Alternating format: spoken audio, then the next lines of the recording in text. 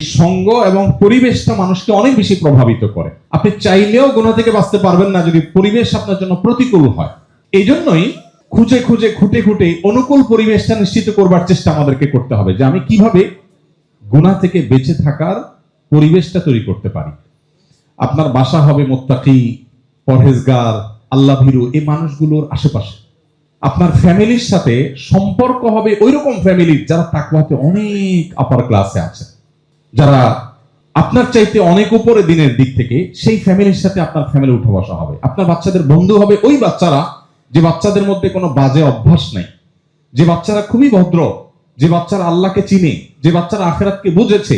বিশেষ করে আমরা এখন যে বিশ্ব বাস্তবতা মুখোমুখি, চতুর্পাশে ওই যে গুনাহের কাঁটা, হাজার হাজার গুনাহের কাঁটা পরিকল্পনা করে এমন ভাবে সেট করা হয়েছে, এটা গাছের কাঁটা মতো না যে র্যান্ডম পড়ে আছে, বরং আমাকে এই কাঁটা ফোটাবার জন্য নানান আয়োজন আছে। এখান থেকে বাঁচাটা সহজ বিষয় না।